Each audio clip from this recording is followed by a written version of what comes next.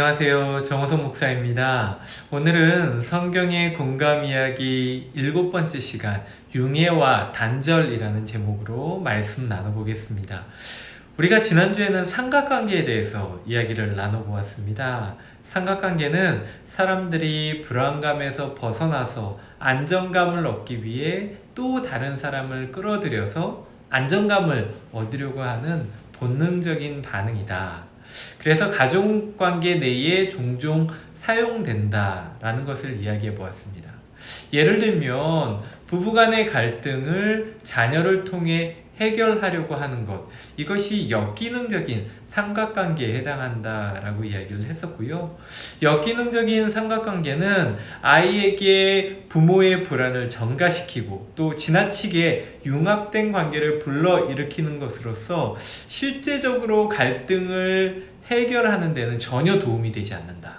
그래서 아이에게 역기능적인 삼각관계를 통해서 갈등을 해결하려는 패턴이 학습이 될 수 있으니까 자신의 불안을 위해서 자녀를 비롯한 제3자를 끌어들이지 않도록 우리가 역기능적인 삼각관계를 조심해야 한다라고 지난주에 말씀을 나누었습니다. 사실 이와 같이 삼각관계는 문제를 해결하려는 시도로 보입니다. 실제로는 문제 해결을 방해하고 그래서 가족은 더 불안정해져서 감정적으로 붙게 되는 것이죠.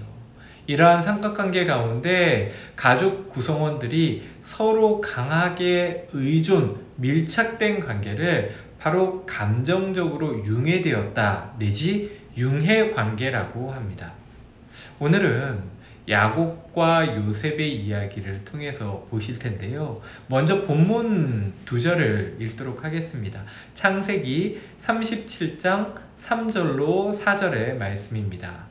제가 한번 봉독해 보겠습니다. 요셉은 노년에 얻은 아들이므로 이스라엘이 여러 아들들보다 그를 더 사랑하므로 그를 위하여 채색옷을 지었더니 그의 형들이 아버지가 형들보다 그를 더 사랑함을 보고 그를 미워하여 그에게 편안하게 말할 수 없었더라. 아멘. 야곱은 사랑하는 아내 라헬로부터 얻은 자녀 요셉을 다른 자녀들보다 훨씬 더 사랑합니다. 그 징표로 당시 높은 신분을 나타내 보이는 채색 옷을 요셉에게 지어 입힙니다. 요셉 또한 자신이 다른 형제들과는 다르게 특별하다라는 사실을 인지합니다. 그래서 형들의 잘못을 아버지 야곱에게 알리는 일도 하였던 것이죠. 요셉은 아버지의 총애를 받았으나 그로 인해서 오히려 다른 형제들과는 불편한 관계를 가지게 되었습니다. 그리고 결국에는 형제들과의 큰 갈등 상황으로 치닫게 되는 것이죠. 바로 이러한 요셉의 상황, 이것은 다름 아닌 아버지 야곱으로 인한 것이었습니다.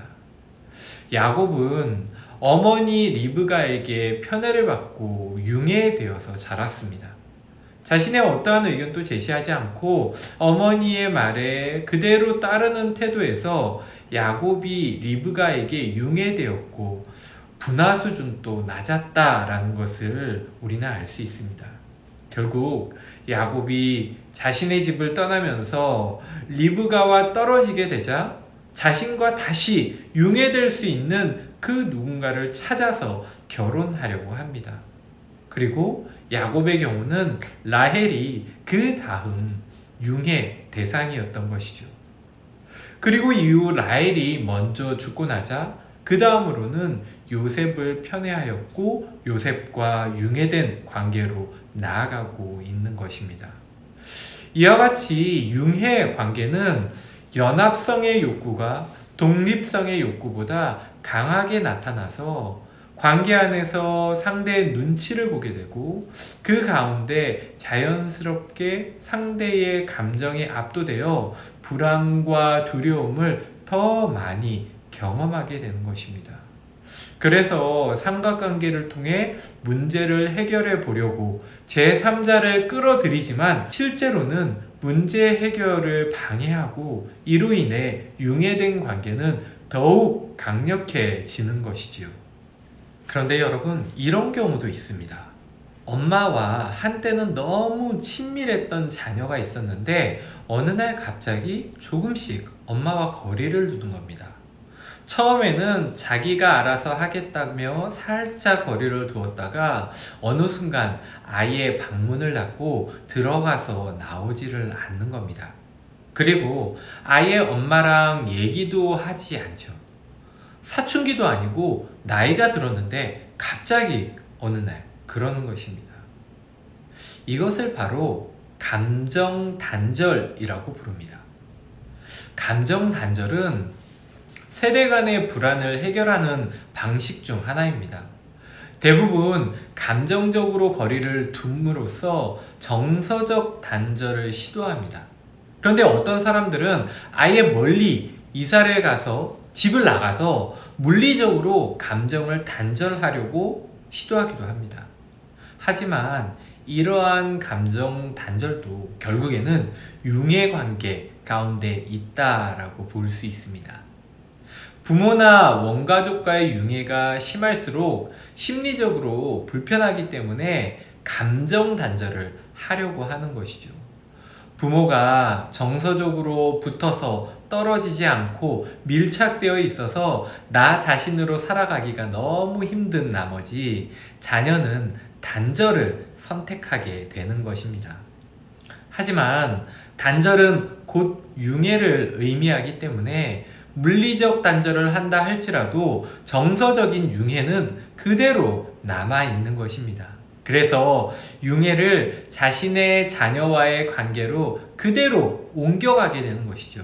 즉, 아까 본 야곱의 예와 같이 융해되어 있던 대상과 단절을 하면 그 융해를 자녀에게 옮겨 자녀에게 집착하고 지나치게 밀착하게 된다라는 것이죠.